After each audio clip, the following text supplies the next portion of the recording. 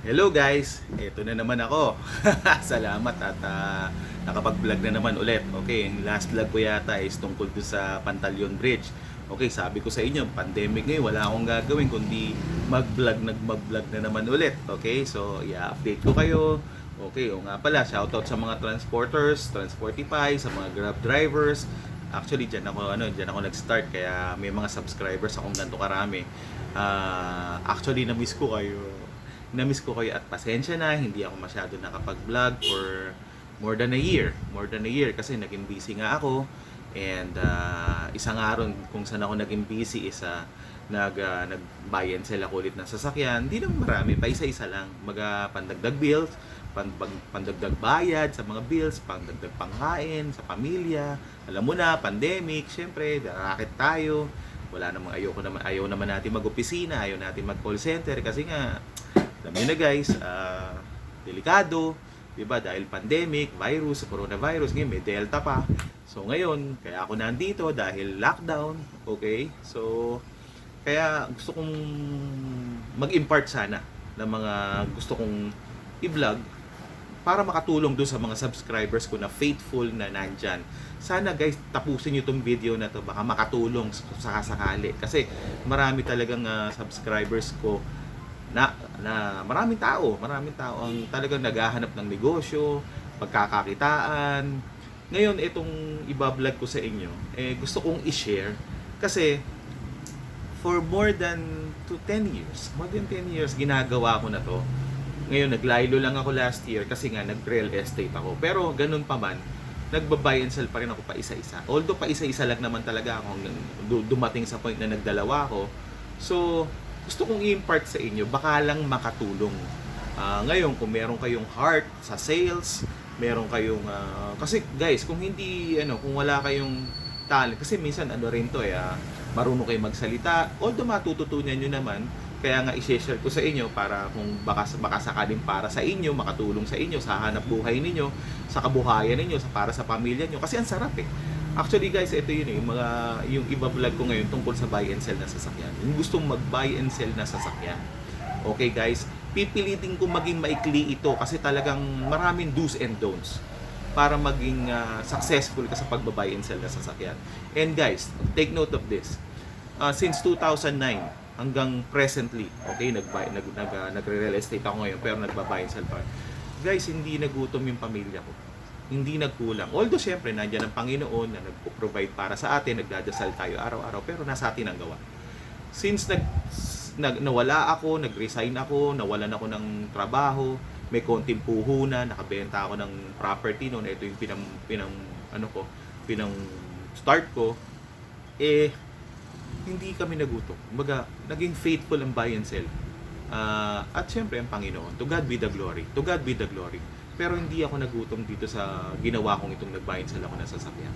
Although may mga pinagdaanan, may mga bittersweet, okay, pero ang kagandahan dito, you have your own time, wala kang boss, ikaw yung boss mo. Pangalawa, you have most of your time with your family. That's the best thing na na-experience ko. Although talagang sawa na sila sa mukha ako, nagsasawa na madalas dahil nga lagi lang ako nasa bahay. Siyempre, pagbili mo ng sasakyan, ibebenta mo. Bago mo maibenta, it takes weeks, minsan days. Wala, dito lang ako sa bahay. Wala, kundi computer, Facebook, ganyan. Tapos, pinag-aaralan kung ano yung mga pwede pang malaman. Ngayon, ito, sasabihin ko sa inyo. Okay? Ito lang yung kaya kong ibigay at i-impart sa inyo na sana makatulong. Pero, guys, kung kulang at nabitin kayo, pwede kayo mag-comment and then sasagutin ko. Okay? Tungkol sa pag-buy and sell na sasakyan. Okay? Kasi gusto ko makatulong. Kumbaga, wag nating sarilihin kung meron tayong natutunan at gusto mo sahin na lang. Wag. Kung kaya mong i-impart at makakatulong sa kapwa natin, lalo-lalo na ngayong pandemic, so be it. Ingat lang. Okay? Number one sa buy and sell, sobrang ingat. Okay? First, okay, pagbibili ka ng sasakyan, okay? So, nagsimula talaga kami, just a brief history. Nagsimula kami, actually kami dalawa ng kapatid ko. Shoutout kay Kuya sa kapatid ko. Alam nyo guys, 70,000 na puhunan Ano yung 70,000 na nabili namin? Toyota Corolla small body. Diyan kami nagsimula. As in, diyan kami nagsimula. Oo, syempre, marami nang sira eh. Ingat lang din, syempre. Ibig sabihin, marami nang pwedeng mangyari. Pero ingat pa rin. Ang first na sasakyan na nakabenta ako, tumubo ako, 8,000. Naibenta ko yung 8,000. So, not bad. Not bad. And then, second car na nagba-buy and sell na ako. Puhunan. Ito yung pinuhunan ko talaga. Small body pa rin. Kumita ako ng 35,000.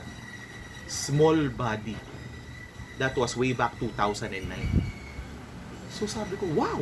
Sabi ko, ngayon, shoutout nga rin sa kapatid ko. Yung kapatid ko right now, from 70,000 ngayon, 5 na ang sasakyan. Puro high-end.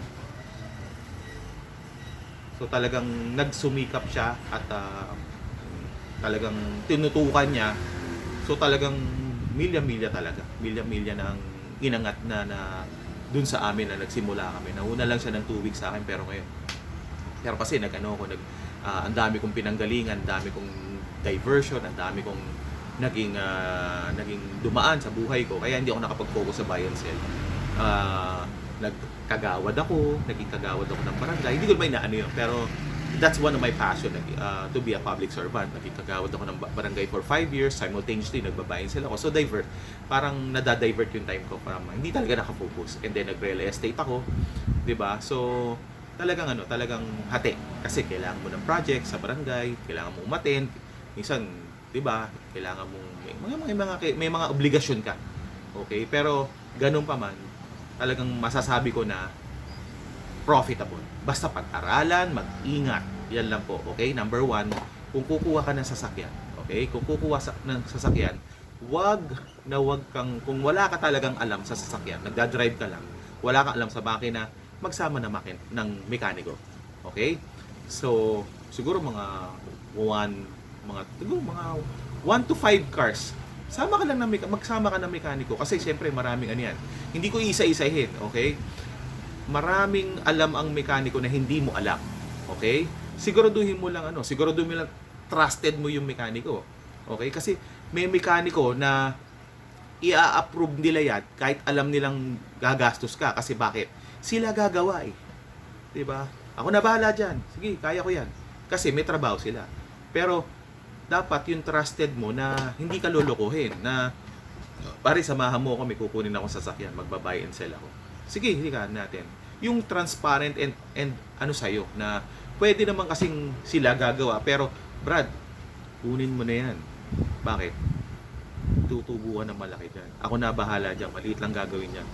Seryoso yun. Mga ganon. So, ikaw naman, kada naman bibili ka, ma-experience mo yun, okay. Pag meron talagang darating sa point na talagang awa ng Panginoon, wala pa naman ako isa pa lang. Sa 200 cars na nabenta ko, 200 cars for more than, siguro 11 years ako nag-buy and sell hanggang ngayon. Pang 11th year ko na. Isa pa lang ako na-dengue. Eh, ayoko nang balikan yun. Okay? Sa makina, nadali ko. Okay? So, ngayon, wala na akong kasama mekaniko noon. Ako na lang. Kasi nung after nagbabuy and sell ako, kasi nga niloko ko nung mekaniko ko na talagang lumipat sa ibang nagbabuy and sell kasi feeling niya not compensated siya. So, hindi ko may ibang storya yon, okay?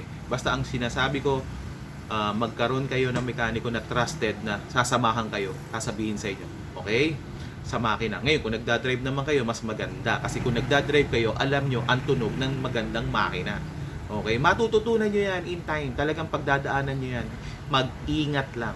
Okay? Mag-ingat lang na, syempre, kung mga second hand car yan, syempre, medyo yung pablobay na yan, mahirap yan. Pag tingnan nyo, kung basic lang naman yan eh, titignan nyo, kung second hand car, ngayon, yung mga luma talaga, 90s, ganyan, ang mga sakit niyan, overheat. Okay, titignan nyo lang, number 1, sa radiator. Pag open nyo ng radiator, humahagis yung tubig. Eh, wag nyo nang bilhin, papunta na sa overheat yun. Okay, may tama na yun. Okay, yan yung isa sa mga pangalawa, yung dipstick, kaya angat nyo yan. Bubuksan nyo yung sasakyan, revolusyon mo sa mekaniko, titignan kung may usok. Okay? So, isa pa yon. Pag may usok, wag nang bilhin. Kasi pag malakas na yung usok ha, wag nang bilhin. Ngayon, kung talagang para sigurado, buksan nyo yung lalagyanan ng oil, yung makina, buksan nyo yung salinan ng oil, okay? Pag bukas nyo nun, umuusok talaga, wag nyo nang bilhin. Malala na yan, okay? Mas magandang, tapos, basta sa makina, yung tatlong yon importante yon na walang usok, hindi bumubulwak yung tubig sa radiator. Okay? Mag-ingat. Okay? Ewan ko kung kukuha pa kayo ng carburetor kasi lahat ngayon puro fuel injected na. Okay? So ibang ano na naman 'yon, ibang usapan 'yon. Pero sa fuel injection, sa carburetor, medyo less ang stress kasi alam nyo naman ngayon, ng mga sinaunang sasakyan, kapag carburetor yan at pumalya yung sasakyan, madaling gawin niya po. Dadalhin nyo lang sa kamuning, madala nyo sa kamuning yan. Number one, masasabi ko, gawa yan. Kasi sa kamuning, nililinis lang niya, magagaling yung mga bumabanat ng radiator dyan sa kamuning. Okay? So, yun. So, sa carburetor yun. Ngayon, pagka fuel injection, ang na-experience ko sa fuel injection, pag fuel injected niya, computer box na yung sasakyan, okay, medyo modern na ng konti, hindi ako kumukuha ng palyado. Masakit sa ulo yan. Okay? Palyado, yung pumubugak-bugak, pag inisa, tuk-tuk-tuk, mga ganun-ganun, tapos mamamatay. Okay? Parang walang hatak, ganyan. Yung, parang ayaw niyang humatak. Okay? Huwag niyong kukunin. Kung talaga sobrang mura, kunin mo. Okay, talagang willing ka magpagawa, willing ka sumakit ang ulo mo. Pero marami kong experience na ganyan. Talagang kinuha ko, pero kumita ako ng maganda. Kasi sobrang mura naman ni release. Okay, at may tiwala ako sa may mga mekaniko na akong kilala na gumagawa na nag-home service na trusted mo, mga galing Banawe. Okay? Yung pa isa guys, kailangan pag magba-buy and sell ka, willing kang sumuyod, susuyurin mo ang Banawe kasi nandiyan ang pinakamurang parts na makukuhanan mo basta pag-aralan mabuti kung kailangan suyurin mo yan. Kung saan ka makakuha ng suki na mura, ganyan, mga second hand na parts, mga surplus dyan. Kasi pag nagba-buy and sell, usually yan, binibili lang naman natin, kunyari, palyado yung alternator, palitan ng alternator na surplus. Yung mga pang-ilalim, puro surplus lang yan, di ba? So, susuyurin mo talaga yan. Number one, susuyod ka. Susuyod ka sa Banawe. Nandyan ang pinakamura na parts. Okay? Tsaka huwag ka na mag-branyo kasi pag nag-branyo ka, malulugi ka pa eh. Okay? Basta pag second hand car, alam nang bibili yun na second car ang binibili nila. Okay? At mga pintor, nandyan ang pinakamumura na hilamos pusa. Alam mo, pag nagpahilamos ako dyan dati, siguro mga 5-6 years ago, magkano hilamos? Ang mahal, 20 mahigit. Nagpapahilamos kami ng kuya ko dyan. 5,000, 6,000, 7,000. Ganun lang, depende kung maraming tama talaga. Ang tawag doon, hilamos pusa. Maging presentable lang yung sasakyan. Ngayon, bahala na sila kung gusto nilang. Kasi ang sistema naman, kulang sa pintura. Ang daming pinakamaraming clear.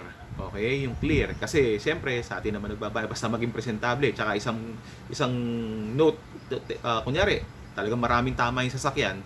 Kunyari, isang panel lang, 2 panel. Kasi kahit anong gawin mo sa sasakyan, kahit ipapintura mo pa yan, kunyari isang panel lang ang kunyari, may bangga, isang sasakyan, yung passenger door lang. Pag pinagawa mo yon, walang 100% makukuha yung pintura. Usually yan, siguro mga 90%. Pag natapatan ng araw yan, iba pa rin ang kulay niyan. Wala talagang nakuha na 100% yung kulay. Ang ginagawa ko dyan, ang ginagawa namin ng utol ko, pag maraming tama, okay, wag na per panel. Ibuuin mo na para isa lang ang kulay. Ganun din naman yun eh. Babayad kami 5,000, 6,000. Ngayon, kung per panel, 1,500, 3,500, 4,500. Di 7,000 mo na. Diba? Hilamos pusa ang tawag namin. Doon maraming magagaling yan sa Banawe. Okay? So, pero kung gusto nyo ng tulong ko, sige, comment lang kayo kung bigyan ko kayo ng number. Sige, yan mga tutulong ko sa mga subscribers ko. Okay? So, yun sa Banawe. Okay? Pero, marami pang factors. Okay, sinasabi ko, balik tayo sa fuel injection, yung bugak-bugak. Guys, pag in-approve ng mekaniko nyo, okay pa rin. Pero, experience ko experience ko sa pugak. Yung walang hatak. Okay? Ang sakit sa ulo. Ang sakit sa ulo, bakit? Bakit Ito sabihin ko sa inyo, tingnan nyo kung may point ako sa mga mekaniko na marurunong sa makina na sasakyan, okay? Pasensya na kayo, ito lang yung experience ko. Ngayon, kung mas magaling kayo sa akin, kayo na. Okay? So, ikaw na. sorry.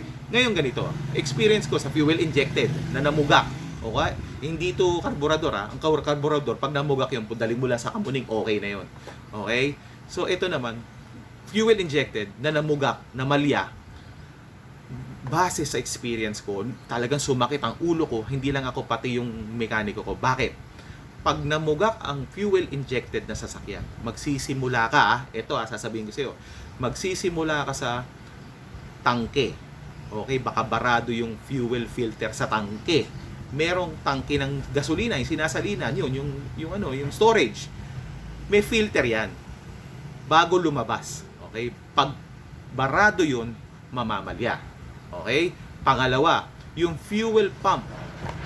Galing sa, nasa ano pa lang tayo, nasa storage pa lang tayo, nasa tangke pa lang tayo. Pag namalya, pupugak. Okay? So, tapos na tayo sa dalawa. So, nandun na kayo, di ba? Nandun na kayo. Pangatlo, babaybayin mo yan. Pugak pugak. Namamalya.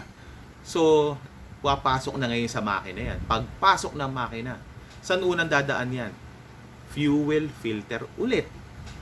So, check mo yung fuel filter. Kapag yung fuel filter, okay, malinis, pinalitan mo na, pumupugak pa rin, pupunta ka na sa injectors. Iisa-isay mo yung 4 na injector, depende kung for cylinders yan. Okay? Yung 4 na injectors, checkin mo kung hindi barado. Ngayon, pag isa dyan barado, mamamalya. Okay? O nasa injectors na tayo. Pag wala sa injectors, pupunta ka sa kuryente. Okay? Pag punta mo sa kuryente, pupunta ka sa spark plug. Spark plug, pag isa na malya, palyado ang sasakyan. Alam natin yan, kuryente. Spark plug. Pag wala sa spark plug, pupunta ka sa alternator. Pag okay ang alternator, saan ka na pupunta? Namamalya pa rin. Wala na sa alternator. Okay na lahat. Na-check mo na lahat. Tingnan mo kung may gas ka. Hindi, joke lang. Hindi, isa pa rin yun. Tingnan mo kung may gas ka. Okay? So, yun. So, ang dami mong, pero pagka palyado pa rin, ginawa mo na lahat. Okay? Ginawa mo na lahat. O, tingnan mo, baka mamaya may naghalo na yung engine oil tsaka yung tubig. Palyado yan, sigurado. Usually yan, mga undoy, baha, ganyan. O kaya may leak na, nag-overheat na yan. Maghahalo na yung engine oil tsaka yung tubig. Mamamalya yan. Yun. Kapag hindi pa rin doon, Brad, ito na yung pinakamatindi. Okay? Computer box. Punta ka na computer box. Nakita nyo, simple yung problema, pugak. Siguro magbablog ako nito. Ibang vlog to, yung sa pugak. Pero siguro na-explain ko na halos yung sakit ng ulo pag pugak. Kung namugak yung namamatay-matay, intermittent yung gauge nyo, di ba? Yung tawag dito yung basta yung gauge sa sasakyan. So, pag intermittent, ito pa, servo. Okay? Pag hindi nakuha sa servo, may mga servo sa sasakyan Pag hindi pa nakuha sa servo, ito na yung sa hangin. Throttle body. Ayan, lilinisin niya. Kailangan linisin niyan yung hangin tsaka yung gasolina. Nagtitimpla. So, lilinisin mo lahat yan. Ganyan ka sakit ang ulo kapag namugak. Experience ko. Ngayon, kung expert ka, ikaw na. Bahala ka na. Pero sa mga nagsisimula, ito yung sinasabi ko. Sana malaking tulong to. Pag namugak, mag-isip ng mabuti. Tignan mo kung sinasabi sa'yo ng totoo, nagsasabi ng totoo yung mekaniko mo. Kasi masakit sa ulo yan. Nasakit sa ulo yan. Iiyak ka dyan pagka yung talaga dumating na sa... Although, meron pa rin part sa Banawe. Pero yun pa, isa pa. Transmission. Baka mamaya sa transmission. May problema na transmission. Ito, kaya mahilig ako sa manual, guys. Hanggang ngayon. Pero mas maganda bentahan ng automatic transmission sa manual transmission. Take note of that, ha. Mas mahal ang bentahan ng automatic transmission sa manual transmission. Okay? Yun lang na experience ko. Yan, experience namin ng kapatid ko. Talagang, pero ako kasi, mas pinrefer ko, kahit ngayon ang sasakyan ko manual. Okay? Pinrefer ko na manual kasi ang hirap. Yung sasakit ng ulo ba, dalawa yung makinang inaalagaan mo. Kasi pag naka-automatic transmission kayo, guys, kung nagda-drive kayo, hindi lang basta drive na drive. Kapag naka-automatic transmission kayo, dalawa ang makinang inaalagaan mo. Dalawa ang chine-change oil mo. Transmission and engine. Okay? Kailangan yan. Sabay lagi yan. Pag nakakakuha ko ng sasakyan, kapag nag-change oil ako sa engine, mag-change oil ako ng fuel, ng oil sa transmission. Sigurado yan. Sigurado yan. Lagi kong pinapalitan yan. Kasi hindi mo naman alam kung nagpapalit sila regularly. At ang bigat pag nasiraan ka ng transmission din. May mga nagre-repair, may mga repair kits sa Banawe, maraming nagre-repero. Worst niya, papalitan mo. Diba? So, masakit pa rin sa ulo. Pero, depende nga kung talagang binigay sa'yo na sobrang napakamura giveaway na, yung presyo junk shop na, kunin mo. Kasi kikita ka dyang maganda. Kung meron kang trusted na mekaniko at mga gumagawa. Okay? So, hindi ko alam ano pa ba. Marami pang do's and don'ts. Okay? Ingat. Lagi ko sinasabi, mag-ingat. Guys, take note. Kung magba-buy and sell ka, huwag ka makipag-meet up. Okay? Huwag kang makipag-meet up. Oh, sir. Oh, nandito. Dala ko yung sasakyan. Meet up tayo sa SM. Meet up tayo sa gas station. Delikado yun. Based on my experience. Bakit? Kapag ang sasakyan, hot car, hindi mo alam na may problema, at nakipag-meet up ka, atat ka, sobrang mura. Pag sobrang mura, mag-ingat. Okay? Atat na atat kang bilhin dahil sobrang mura. Mag-isip ka. Okay? At meet up. Alam mo, marami nang nadali dyan. Nakilala ko, hindi ko nasasabihin ko sino. Nadali. Hot car. Duplicated yung CR. Sabihin ko, mami, explain ko sa inyo kung paano mag-check din ng CR na original.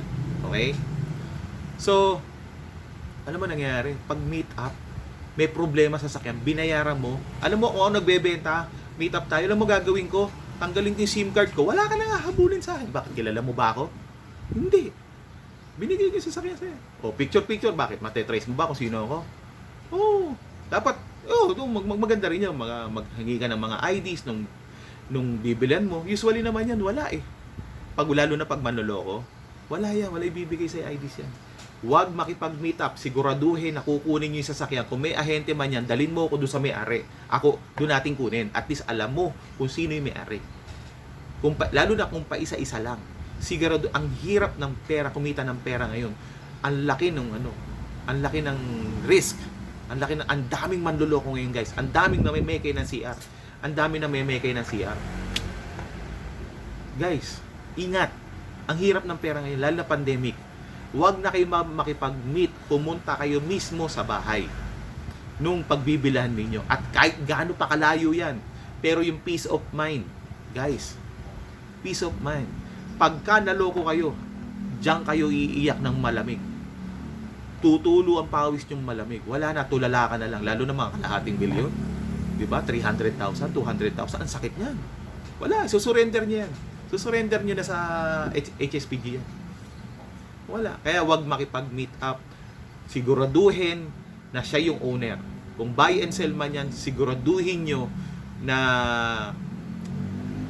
trusted nyo yung buy and sell, yung mga ahenteng yun. Pangalawa, isa sa mga sure na pwede mo pagkuhanan, yung mga repossess ng bangko. Yun, sigurado kasi yung bangko kausap nyo. Okay yun. Okay? Okay ang bangko.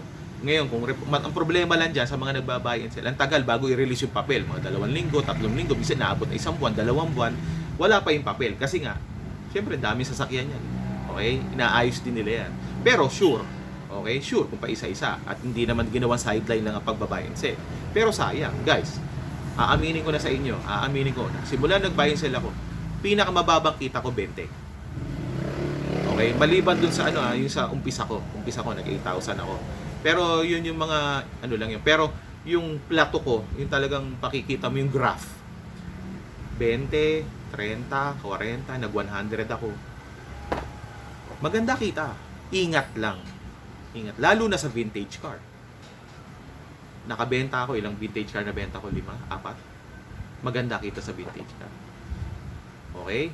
Nakabenta pa ako bus. Kita ko 60,000. Bali pa kamay ko nun. Ito ba? Ito, bali kamay ko nun. Galing ako, na-aksidente ko sa motor. Talagang bumabiyahe ko ng Paranaque para lang mabenta yung bus. Awa ng Panginoon, nabenta ko yung bus. Buntis misis ko.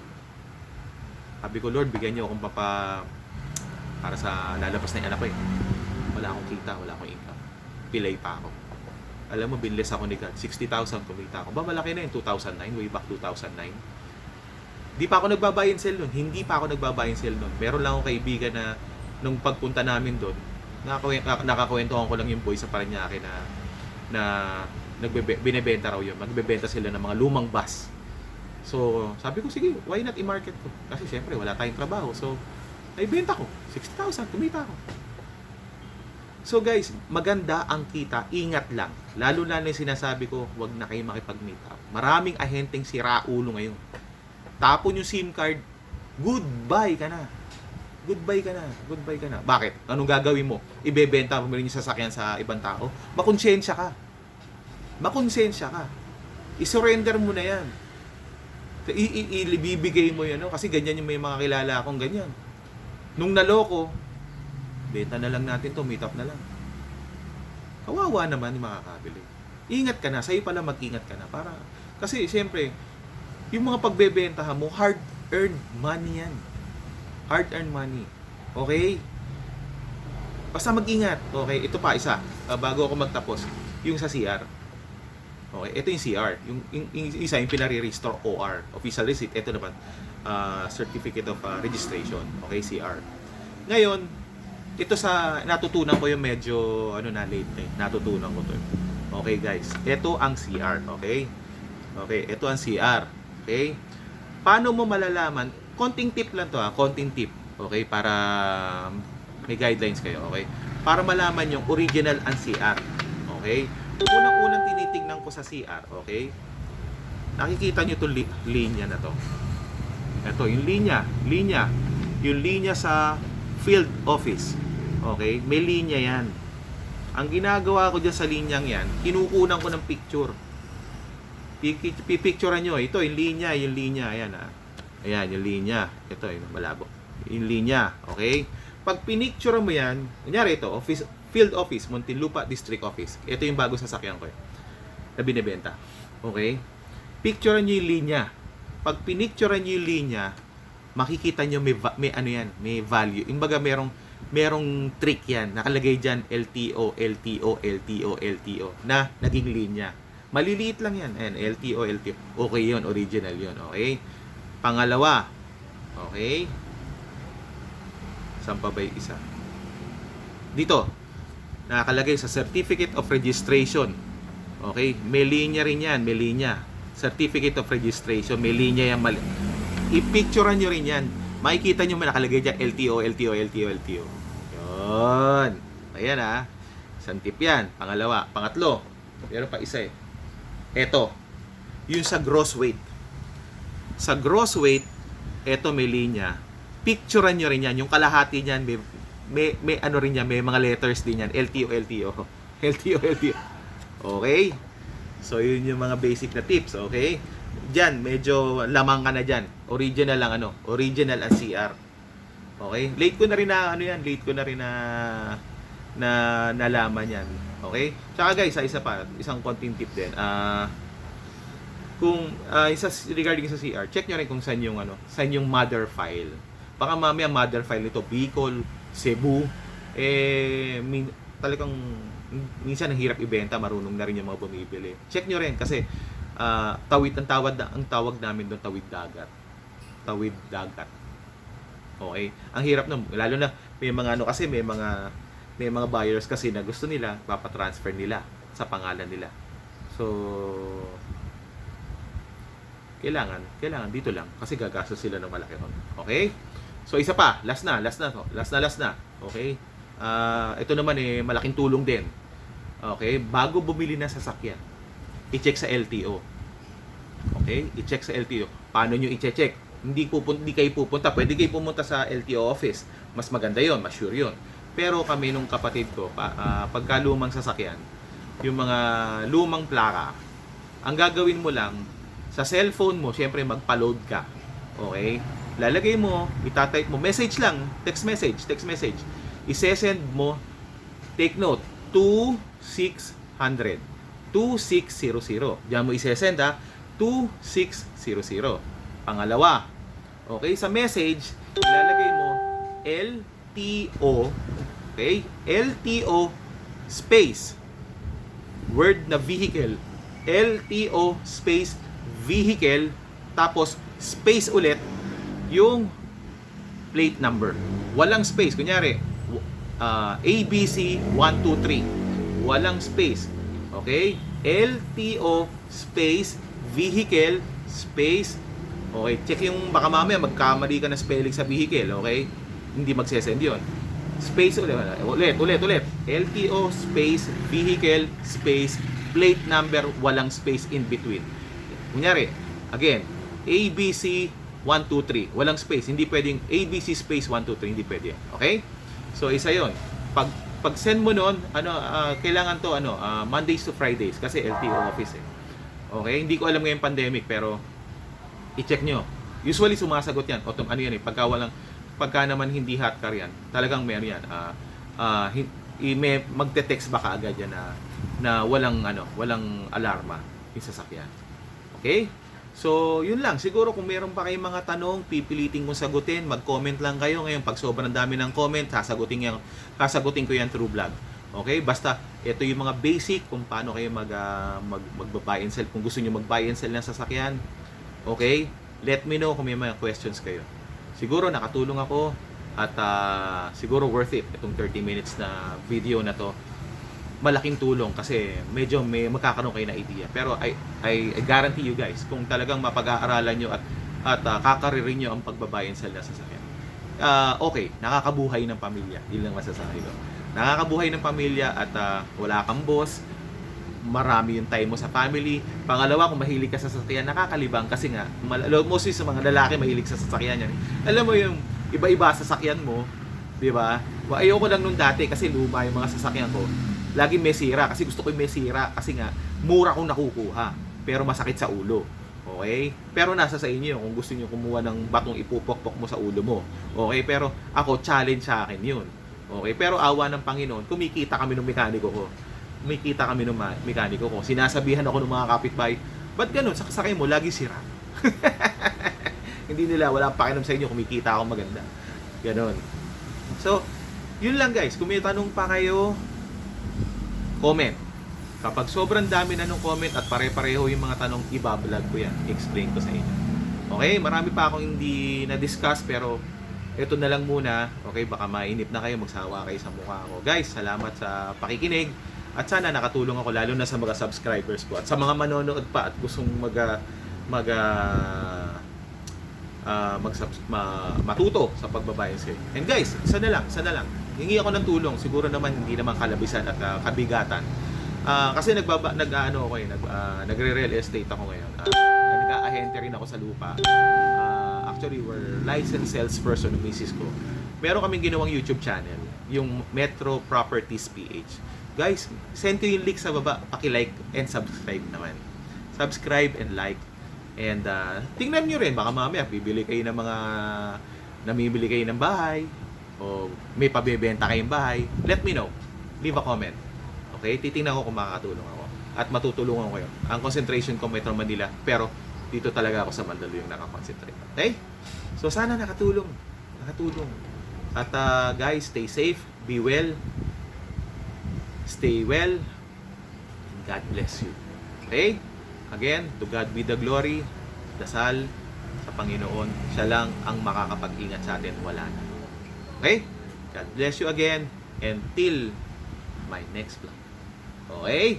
Mag-comment lang kayo. Diyan ako magsasalalay kung magbablog pa ako doon sa mga comment niyo. Kasi minsan hirap sagutin, pare-pareho. Ang dami pa. So, kapag pare-pareho, sasagutin ko through vlog. Okay?